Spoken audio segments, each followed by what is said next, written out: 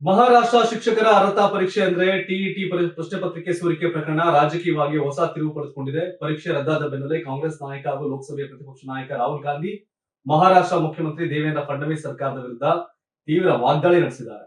ಸುಮಾರು 6 ಲಕ್ಷಕ್ಕೂ ಹೆಚ್ಚು ಅಭ್ಯರ್ಥಿಗಳು ಪರೀಕ್ಷೆಗಾಗಿ ಹಲವು ವರ್ಷಗಳಿಂದ ತಯಾರಿ ನಡೆಸಿದ್ರು.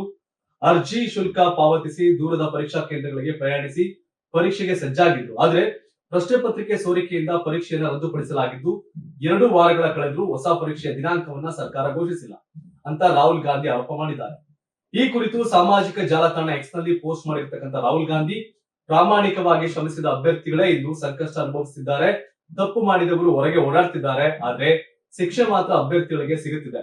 ಇದು ನ್ಯಾಯವಲ್ಲ ಅಂತ ಆಕ್ರೋಶವನ್ನ ವ್ಯಕ್ತಪಡಿಸಿದ್ದಾರೆ. ಇದೇ ವೇಳೆ ಮುಖ್ಯಮಂತ್ರಿ ದೇವೇಂದ್ರ ಫಡ್ನವೀಸ್ ಅವರಿಗೆ ರಾಹುಲ್ ಗಾಂಧಿ 3 ಪ್ರಮುಖ ಬೇಡಿಕೆಗಳನ್ನ ಮುಂದಿಟ್ಟಿದ್ದಾರೆ. ಯಾವುದೇ ವಿಳಂಬವಿಲ್ಲದೆ ಹೊಸ ಟಿಇಟಿ ಪರೀಕ್ಷೆ ದಿನಾಂಕವನ್ನ ತಕ್ಷಣವೇ ಪ್ರಕಟ ಮಾಡಬೇಕು. ಪ್ರಶ್ನೆ ಪತ್ರಿಕೆ ಸೋರಿಕೆಗೆ ಕಾರಣರಾದವರ ವಿರುದ್ಧ ಕಟ್ಟುನಿಟ್ಟಿನ ಕಾನೂನು ಕ್ರಮ ಕೈಗೊಳ್ಳಬೇಕು. ತಪ್ಪು ಮಾಡಿದವರ ಬದಲು ಅಭ್ಯರ್ಥಿಗಳ ಶಿಕ್ಷೆ ಅನುಭವಿಸುವ ಪರಿಸ್ಥಿತಿ ಬರಬಾರದು ಅಂತ ಒತ್ತಾಯ ಮಾಡಿದ್ದಾರೆ. ಇನ್ನು ಮೂರನೇದಾಗಿ, ಪರೀಕ್ಷೆ ಮುಂದೂಡಿಕೆಯಿಂದ ವಯೋಮಿತಿ ಮೀರಬಹುದಾದ ಅಭ್ಯರ್ಥಿಗಳಿಗೆ ವಿಶೇಷ ವಯೋಮಿತಿ ಸಡಿಲಿಕೆ ನೀಡಬೇಕು ಅಂತ ಆಗ್ರಹ ಮಾಡಿದ್ದಾರೆ. ಇದರ ಜೊತೆಗೆ ಪರೀಕ್ಷಾ ಪ್ರಶ್ನೆ ಪತ್ರಿಕೆ ಸೋರಿಕೆ ಪ್ರಕರಣಗಳು ದೇಶಾದ್ಯಂತ ಹೆಚ್ಚುತ್ತಿರುವುದರಿಂದ ಇದು ಆತಂಕಕಾರಿ ಬೆಳವಣಿಗೆಯಾಗಿದೆ ಅಂತ ರಾಹುಲ್ ಗಾಂಧಿ ಹೇಳಿದ್ದಾರೆ. ಯುವಕರ ಪರಿಶ್ರಮಕ್ಕೆ ನ್ಯಾಯ ಸಿಗುವಂತೆ ಶಿಕ್ಷಣ ಮತ್ತು ನೇಮಕಾತಿ ಪರೀಕ್ಷಾ ವ್ಯವಸ್ಥೆಯಲ್ಲಿ ಮೂಲಭೂತ ಬದಲಾವಣೆ ಅಗತ್ಯವಿದೆ ಅಂತ ಅವರು ಅಭಿಪ್ರಾಯಪಟ್ಟಿದ್ದಾರೆ.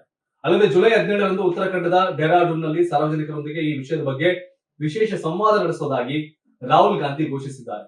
ಪರೀಕ್ಷಾ ವ್ಯವಸ್ಥೆಯಲ್ಲಿ ಪಾರದರ್ಶಕತೆ ಮತ್ತು ಯುವಕರ ಭವಿಷ್ಯದ ರಕ್ಷಣೆಗೆ ಸರ್ಕಾರಗಳು ಪರಿಣಾಮಕಾರಿ ಕ್ರಮ ಕೈಗೊಳ್ಳಬೇಕು ಅಂತ ಅವರು ಒತ್ತಾಯ ಮಾಡಿದ್ದಾರೆ.